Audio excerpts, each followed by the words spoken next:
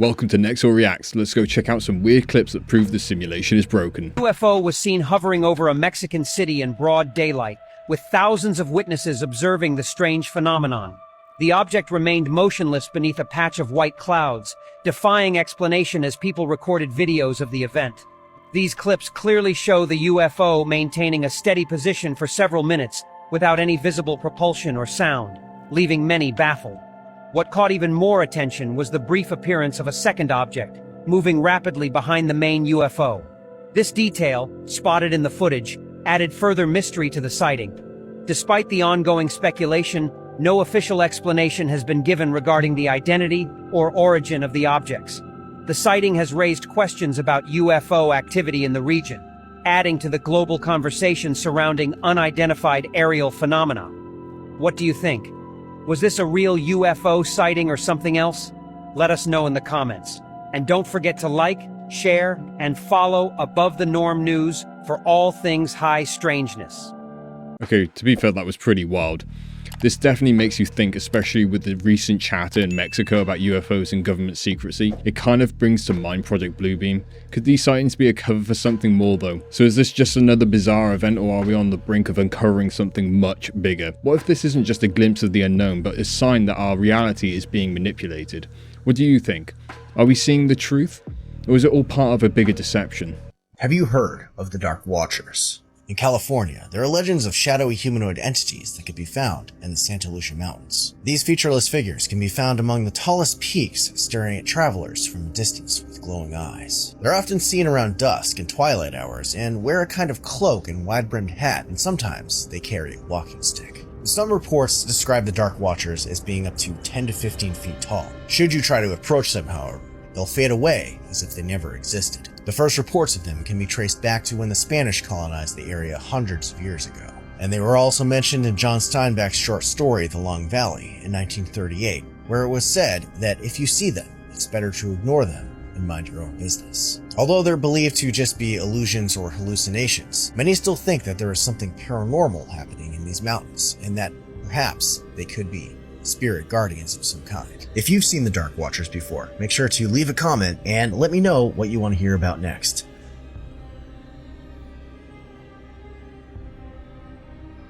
The idea of these Dark Watchers really makes you think about the mysteries that surround us. It's fascinating how so many cultures have tales of shadowy figures watching from afar. Remember the stories from Native American tribes about spirits inhabiting the mountains? These Dark Watchers could be echoes of those ancient beliefs, suggesting there's more to our world than what meets the eye. So what do you think? Are these figures just folklore? Or are they the remnants of a hidden history watching over the land and holding secrets we've yet to understand? Hey, Nexor here. I hope you're enjoying the clip so far. But you're going to want to stick around till the end of this compilation, because we're going to be diving into some wild UAP theories and mind-bending stuff. Trust me, you don't want to miss what's coming. So yesterday I found out we're getting 2 moons. And then I saw this comment. There's been faces popping up behind the moon all over the world. Here it is in Scotland. Here it is in the Philippines. Here it is in America. And not only that, the face is actually moved as well. So in this picture you can see it's a bit further away. In this one you can see it's much closer. And people have been reporting this sighting and phenomenon all over the world in the last few days. But it's not the first time it's happened.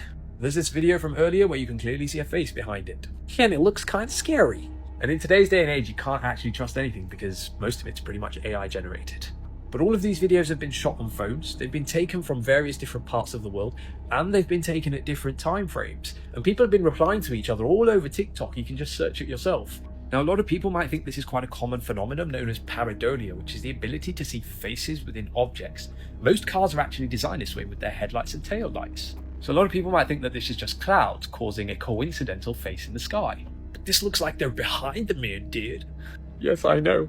Now, we're yet to receive irrevocable proof that aliens are actually real. But in this vast cosmic universe we exist in, surely they are, and this points to the fact that they might be. What do you guys think? Let me know your thoughts. Have you seen these faces? Also, 2 moons, faces behind the moon. What the f is going on? What are these weird times that we live in? Anyway, thanks very much for your time. Have a great and beautiful day. Peace. We've seen similar claims before. Think about theories like Project Bluebeam, which suggest that the government's trying to manipulate the skies to create illusions. Could these sightings be part of something much larger, a way to distract us from the truths we're not meant to see? It's fascinating how so many people around the world are reporting these mysterious faces. Sure, pareidolia is a common explanation.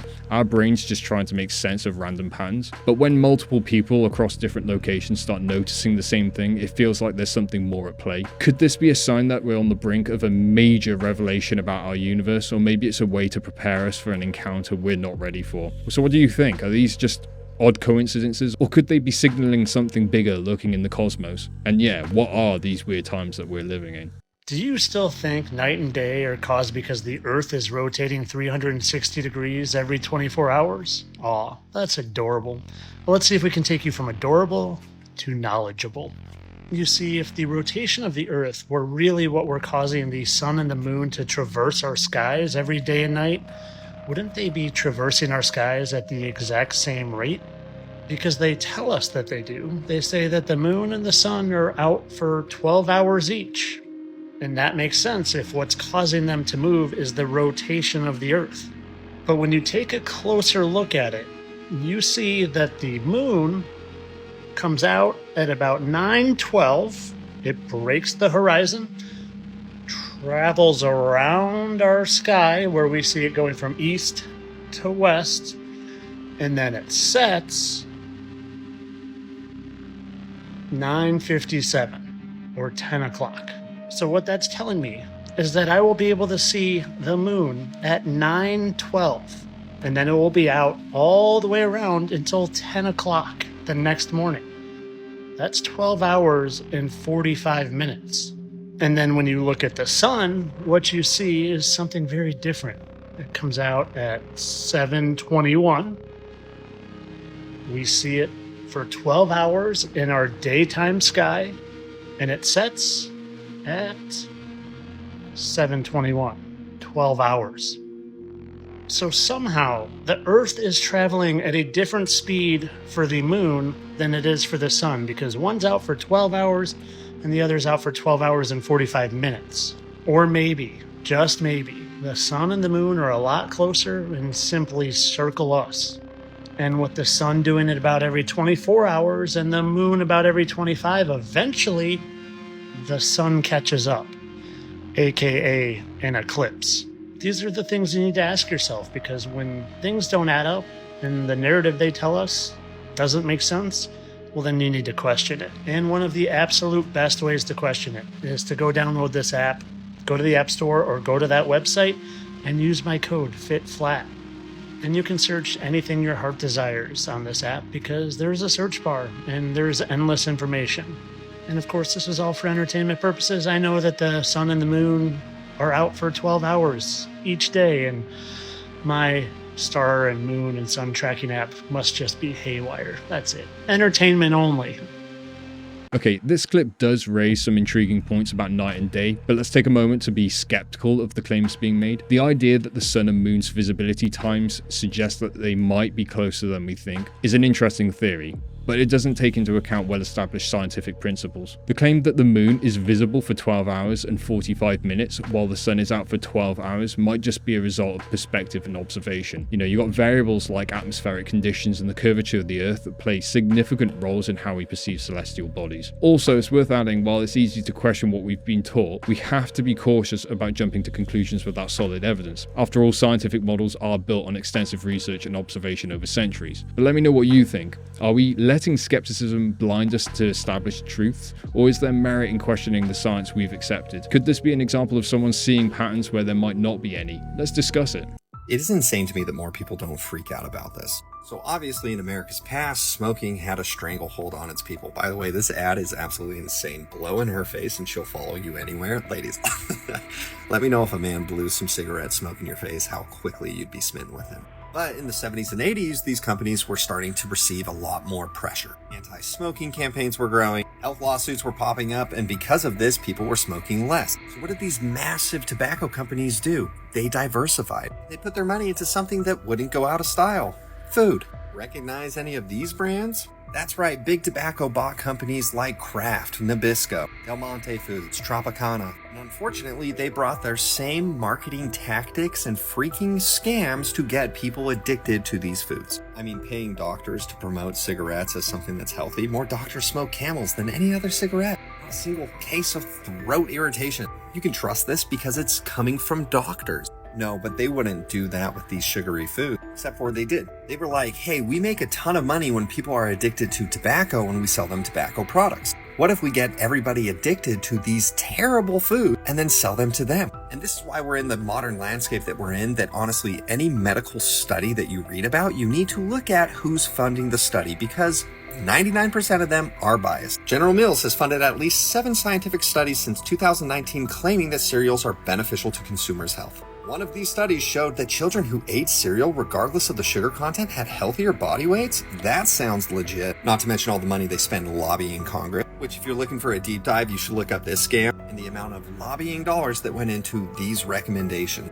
Oh, and the dietitians that the government hired for this, they ignored all of their advice. It's terrible. It's so bad. Somehow we've come to this modern era where companies like General Mills and other cereal giants literally will threaten to sue legal action because the government wanted to limit what they were allowed to promote as healthy. They said this was a violation to their First Amendment rights. So apparently lying about the dangers of what they are selling is a violation of their First Amendment rights. Oh, but luckily people on social media are pushing good advice, right? Wrong. This article is honestly a little bit depressing, and it talks about just how many freaking dietitians or like food influencers on this app are purchased by these companies. They take money, they promote content that funds whatever's going to benefit them. It's insane. It is absolutely insane to me. Now, most of the tobacco companies that did buy these food companies divested in years past, meaning they don't own them anymore. But that influence, that shadow still exists. And the saddest thing about it is most parents are like, I would never give cigarettes to my children. That's horrible. But because it's socially acceptable, we'll do something different. Just to be clear, I don't blame these parents. I blame everybody that is a part of the system that is supposed to protect people that are purchased by dollars and have created the system that we live in today. But if you ever wondered why these snack foods are so addictive or why you can eat so much but you never feel full, you should look up leptin and how all of these foods are engineered so that you feel that way. Leptin is the hormone in your body that tells you when you're full and when you can quit eating. You can override it. But yes, the tobacco industry would pay people to say their products weren't harmful. There's no way that happens in the food industry, right? Right? Love you, bye. Okay, so the link between tobacco companies and the food industry is a shocking revelation that raises so many questions about our trust in major brands. It's hard to not feel skeptical about the motives of corporations that have historically prioritized profit over public health. The way these companies have shifted their strategies to target our food consumption is reminiscent of the tactics used in the tobacco industry. It makes you wonder, if they could so easily manipulate perceptions around smoking, what's stopping them from doing the same with the food we eat? The influence on funding on medical studies is another red flag. How many times have we seen research touting the benefits of sugary cereals or processed foods, only to later find out it was backed by the very companies profiting from those claims? It's a classic case of conflict of interest, and we need to approach these findings with a critical eye. And when we consider the marketing tactics that keep us hooked on unhealthy foods, it feels like we're caught in a cycle designed to keep us consuming without questioning. So what do you think? Are we truly aware of what we're putting into our bodies, or have we become unwitting participants in a system that thrives on our ignorance? This isn't just about food, it's about the power dynamics that dictate what we believe is healthy. Does the God of the Bible ever ask for human sacrifice? You might be inclined to believe that because Abraham was stopped from executing his son as a sacrifice, that God would be against human sacrifice, and because God chastises the Canaanites for offering their children up to Molech, that he would be against all forms of human sacrifice. However, according to the actual Bible of the words of the Lord, he does ask for human sacrifice. The first instance comes from Leviticus 27. It says in verses 28 and 29, notwithstanding, no devoted thing that a man shall devote unto the Lord of all that he hath, both of man and beast, and of the field of his possession, shall be sold or redeemed. Every devoted thing is most holy unto the Lord. And you might be inclined to believe that this might just be consecrating either a man or a beast or an offering to the Lord and sending it up to the priest. But the next verse clearly indicates that these things are not just consecrated and set apart.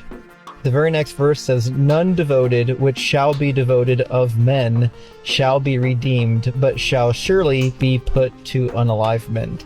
So what's actually happening here? Well, in the Hebrew text, it's actually more clear. It says, "Ka harem esher yaharam," which means all or every devoted thing, or all or every devotion, that which is devoted. And that's a really weird phrase in English, but harem in Hebrew and in Semitic languages is actually a very specific practice. What is the practice of harem in the ancient Near East? Well, the practice of harem in the ancient Near East is to set something apart to be sacrificed for the Lord. And we've got a number of ancient witnesses to this practice, and my favorite is from the Mesha stele, or the Moabite stone, which was erected by the king of Moab, that's Mesha, in the middle of the 8th century. And he talks about skirmishes with the people of Israel, and also gives clarification for what is happening when a harem offering is made. Now, King Mesha says, "He went in the night and fought there from dawn until noon, and I took it and killed everyone, 7,000 men, boys, women, daughters, and pregnant women, because I devoted it to Ashtar Chemosh, and I took from there the hearth altars of Yahweh and brought them before Chemosh." So these are offerings to the Lord, and in this particular case, his Lord is Chemosh, and part of that offering includes men, women, children, and even pregnant women, which is very similar to what we find in the biblical narrative. And when we see the word devoted here in the Mesha stele, this is the ancient Moabite language, which was nearly identical to the language that the Bible would have been written in. We see the word harem used in the original text to refer to these human beings that were devoted to the Lord Chemosh by unalivement. And don't just take my word for it. Look it up in your favorite Bible dictionary. You'll find it typically in English listed under the ban. And it says, this is the New Bible Dictionary, 3rd edition. It says, "The Old T ban, Hebrew harem, denotes a practice to ban or exterminate or consecrate to God. Thus, people devoted to idolatry as the Canaanites, so on and so forth." So these are people that are exterminated to the Lord. That's human sacrifice. Now, the Lord's second command for human sacrifice comes from Exodus 13, verses 12 through 13, and it's of humans and of animals. It says, "You shall set apart to the Lord all that opens the womb, that is, every firstborn that comes from an animal which you have, all the males shall be the Lord's. Every firstborn of a donkey you shall redeem with a lamb, because donkeys were unclean. And if you will not redeem it, then you shall break its neck. And all the firstborn of man among your sons you shall redeem." Now, this might seem like it's not talking about human sacrifice. However, the book of Ezekiel seems to believe that it is human sacrifice. In the historical block of Exodus 20:26, God says, "I defiled them through their very gifts, and they're offering up all of their firstborn in order that I might horrify them, so that they might know that I am the Lord." So Ezekiel is saying, yeah, this command from Exodus is offering up the firstborn just like they were doing to Molech. Now, you can say that Ezekiel got it wrong, that Exodus wasn't actually asking for the firstborn to be offered up. But then you're just having to admit that one of the prophets of God is wrong. So you've got a double-edged sword here. You got to pick your poison. Either Ezekiel got something wrong, or God was asking for child sacrifice. You have to pick one of them. And so there you have it. In Leviticus 27, God asks for human sacrifices. And that's not the only time. The harem is listed about a dozen times in the Old Testament. And in the book of Exodus, God is asking for the firstborn sons to be offered up, just like cattle.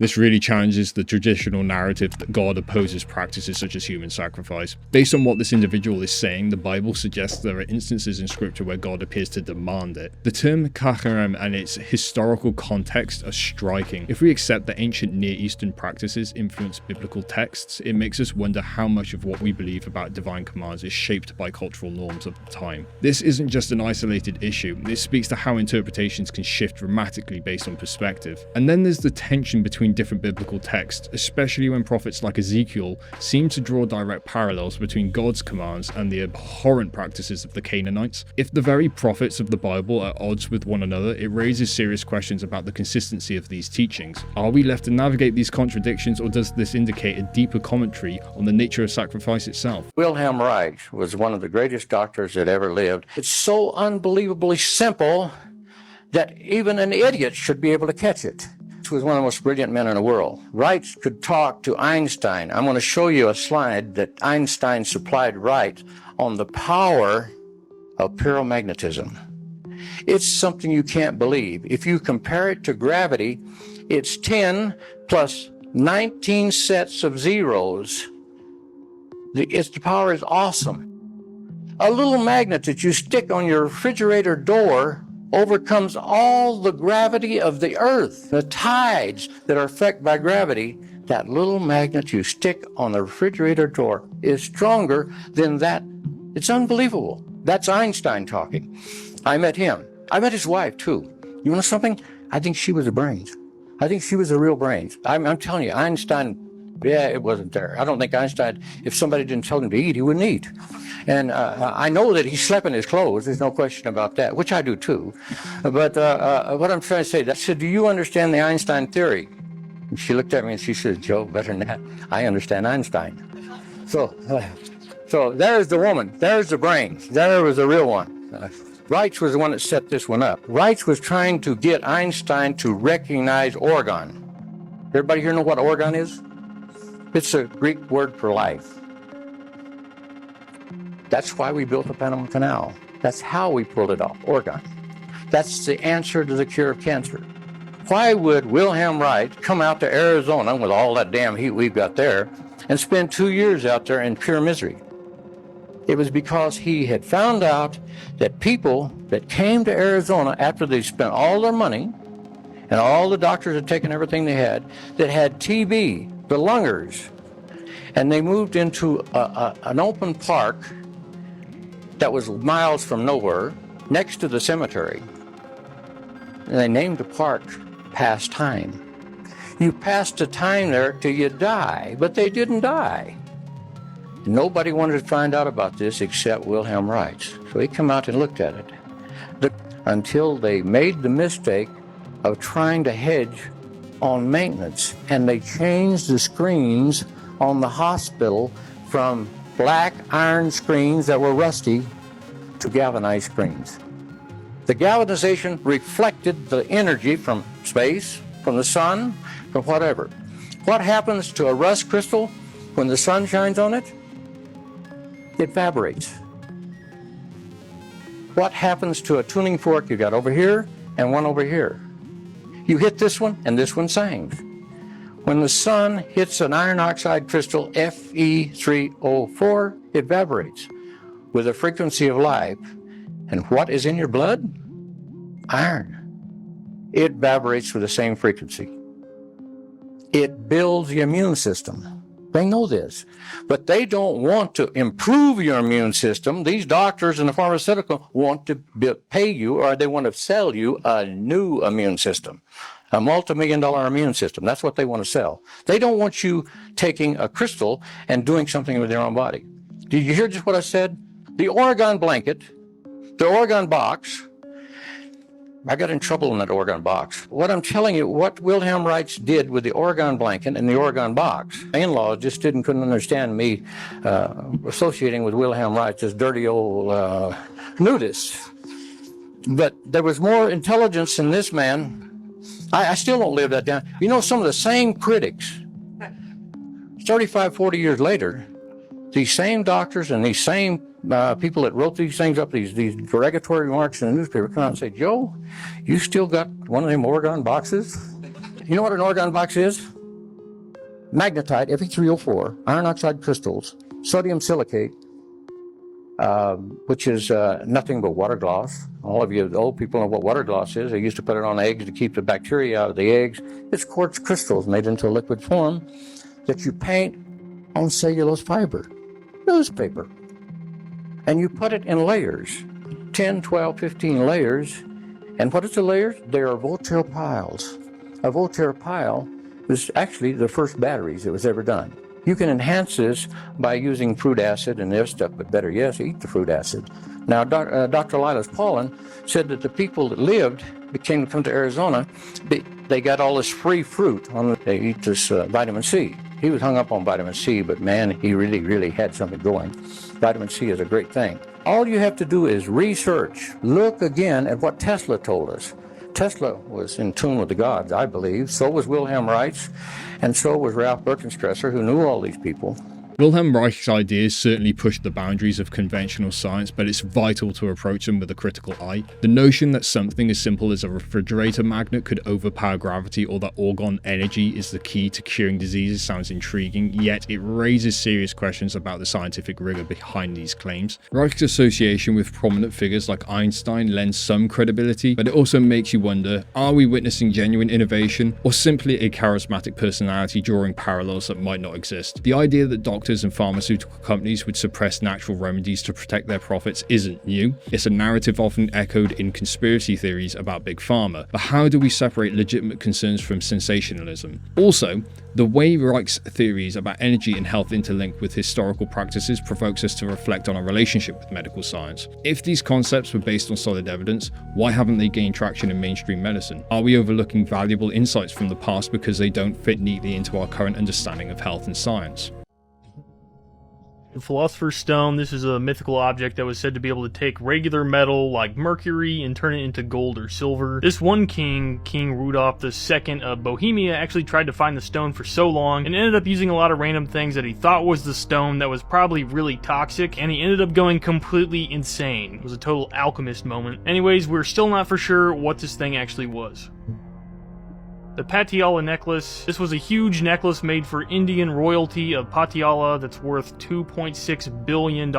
It contained 2,930 diamonds, and the centerpiece was the second largest yellow diamond in the world. Anyways, it disappeared in 1946, but the giant yellow diamond actually reappeared in 1982 at an auction in Switzerland. So, while some of the necklace has been found, much of it is still out there and we don't know where it's at. Emma Chamberlain wore a recreation of the necklace at some event, but literally, who cares about a necklace? Like, what are you gonna do with it? Wear it? Look at this. I got a Pip-Boy. This is 1,000,000 times more useful. The Excalibur. This was the mythical sword of King Arthur. It was said to possess magical powers. Some people say that King Arthur pulled this sword out of the stone, while many other people say that it was actually the sword that was given to him by the Lady of the Lake, which was this mermaid lady thing. Historically, the sword that people think Excalibur actually was discovered during the uncovering of Arthur's grave in England in 1191, and then the possible Excalibur sword was then gifted from the English King Richard the Lionheart to his ally Tancred, the King of Sicily. I like swords. The Ark of the Covenant, everybody knows what this is. It's a religious artifact that stores the Ten Commandments from the Old Testament in the Bible. There's one church, St. Mary of Zion in Ethiopia, that claims to have the real Ark of the Covenant, and that only one guardian monk can view it. And there's also this other guy, this professor from London, that said that he examined this thing back in World War II, and that it looked like a wooden box that was created during medieval times, and it's terribly infested with termites. And anyways, it was very likely just destroyed whenever Babylon took over Jerusalem an incredibly long time ago. Don't you guys remember? They found it. There was a whole movie about it. The Amber Room, bro, they lost an entire room somehow. This was a room that was created in Germany back in the early 1700s. It was covered in 6 tons of amber stones and leaf gold valued at $500 million. How these people have such expensive stuff. Anyways, during World War II, the room was dismantled and eventually disappeared. It was looted by the World War II German group, and then in 1997, 4 of the amber stones from the famous room was discovered in Germany that was in possession of a soldier from Germany who said he actually helped them pack up the room back in the day. Anyways, most of the room has never been found, and it's likely hidden in some salt mine or down at the bottom of the lake somewhere in Germany, and the Amber Room was reconstructed in the Catherine Palace in modern day. The tomb of Cleopatra. The Cleopatra tomb location has never been discovered. We assume that Cleopatra, along with Mark Antony, were buried together in Alexandria, Egypt, but we still have not been able to find this. Very likely because of an earthquake 1,400 years ago that caused this huge tsunami to hit the city of Alexandria, which then sank the island of Atir Hodos, taking down Cleopatra's palace and the old Alexandria lighthouse, which was a wonder of the world at one point. Anyways, the tomb of Cleopatra was likely beneath this palace, and it's now 16 feet underwater, and there's more than 2,000 artifacts down underwater, and you can scuba dive to see it, and I really want to do it. The Elixir of Immortality, also known as the Elixir of Life. They thought that the Philosopher's Stone could create this elixir that was like a mythical potion that supposedly grants the drinker eternal life or eternal youth, and could also just cure all diseases. That's about it. Enoch and Elijah. According to the Old Testament, these were the only two people who went up to heaven without dying. That's about it. Enoch was said to just kind of be taken there, while Elijah was said to be taken up to heaven on a chariot of fire. Die Glocke, this translates directly to the bell. This is an alleged highly advanced technology that Germany was allegedly experimenting with during World War II. Basically, this is a conspiracy theory about how they had anti-gravity technology or a time machine, and it looked like a giant bell, and it glowed, and it was highly radioactive, but many believe that this whole story was just a big hoax. Solomon's Ring, this is the Ring of Solomon, or the Seal of Solomon. This was a legendary signet ring that was allegedly owned by King Solomon, the son of the more famous King David in the Old Testament. After doing lots of research, there's no biblical evidence of this story at all, but what people say is that the angel Gabriel gave Solomon this ring that could control demons and jinn, and that he used the demons to build the temple, and also that the ring gave him the ability to talk to and control animals, and also it could control weather, and he could summon wind and rain, and also he could cure all illnesses with it. And they also said that it gave him wisdom, rather than the actual biblical story where he asked God for a discerning heart or an understanding mind / obedient heart, and he was given wisdom as a gift from God rather than this random ring. Anyways, thank you guys for watching, and follow for more weird stuff. The allure of mythical artifacts like the Philosopher's Stone and the Ark of the Covenant is undeniable, but we must tread carefully when examining these tales. The story of King Rudolph II's descent into madness while searching for the stone reveals more than just the quest for gold. It highlights how the obsession with unattainable goals can lead to self-destruction. This raises the question, what lengths will we go to for something we believe can grant us power or immortality? Take the Amber Room, a lavish creation that vanished during World War II. The value placed on such material wealth prompts us to consider, is our fixation on opulence blinding us to the value of simpler, more lasting legacies? And then there's Cleopatra's tomb submerged beneath the waves, its treasures tantalizingly out of reach. The potential loss of cultural heritage speaks to a deeper narrative about our connection to history. Are we losing more than artifacts when we fail to protect them? Even the Elixir of Immortality, a concept that is parallel to the Philosopher's Stone, raises profound questions about our desire for eternal life. What does it mean to seek immortality in a world where death is a natural part of existence? As for Solomon's Ring, devoid of solid biblical evidence, its mythical abilities prompt skepticism. Are we searching for shortcuts to wisdom and understanding in a world that often values superficial answers over genuine insight? Alright, we're gonna do it. We're gonna talk about aliens, we're gonna talk about UAPs, we're gonna talk about UFOs. This comes from the Journal of Modern Physics 2024, Volume 15. And this is titled Unidentified Anomalous Phenomenon, also known as UAP, Extraterrestrial Life, Plasmoids, Shapeshifters, Replicons, Thunderstorms, Lightning, Hallucinations, Aircraft Disasters, and Ocean Sightings. And these studies are sourced from all of these departments. And as documented by everyone's favorite organization, NASA, the Space Shuttle films and detailed in this report, self-illuminating, pulsating, plasma-like UAP UFO, also known as plasmoids, have multiple shapes and sizes, are attracted to electromagnetic activity, and travel at different velocities from different directions, making 90 to 180 degree turns, as well as colliding, intersecting, and piercing other plasma, and have been filmed by U.S. Navy personnel and a U.S. Customs and Border Protection DHC-8 flying above and diving, sinking beneath the ocean, and by NASA following, circling, and hovering near the space shuttles, satellites, and the MIR International Space Station, and congregating above and descending into thunderstorms and the lower atmosphere, which is the air corridor favored by commercial and military aircraft. Anyone that follows my lives remembers when a few weeks ago and all this other time in between I have been going live during thunderstorms. I don't know why I felt compelled to, and we saw some strange activity that was happening multiple times. We didn't see any UAPs or UFOs, but we did see a face in the clouds. We did see a random snake just appear out of nowhere on the ground that literally came right up to me, and I literally just asked it politely to just go back to whence it came, and it just turned around and went back whence it came. And all the people on my live at that time can vouch for that. And this may account for reports of UAPs following, harassing, chasing, and toying with aircraft. Plasmas also have explosive properties negatively affect electronics and mental activity, possibly inducing hallucinations of alien abduction. It's kind of funny how just a few months ago the Vatican put out a papal bull that was basically saying that if there's any apparitions, that it's not their problem. They can also pass through glass, plastic, metal, and enter the cockpits of airplanes and have been observed by astronauts inside of spacecraft, the MIR and the ISS. It is hypothesized that given their propensity to collide, plasmoids may be responsible for at least one unexplained, inexplicable aircraft disasters. Thunder lightning storms are the main drivers of Earth's GEC and direct positive currents into the ionosphere, which attract plasmas. Remember 6 months ago whenever NASA said that they were going to be launching rockets at the eclipse, and I was talking all about that stuff? And those rockets that they were launching were in order to study Earth's ionosphere? Combined with the significance of everything that I've been talking about with thunder and lightning storms, yet again more stuff that I've been saying coming to pass. The troposphere also has a positive charge, and the ocean surface under white water and turbulent conditions develops a positive charge. And we hypothesize that this accounts for sightings of UAP in the lower atmosphere and soaring above and diving into the oceans, including, as reported here, shape-shifting UAP replicons that split into or generate additional shape-shifting UAPs, as filmed by NASA and US Customs.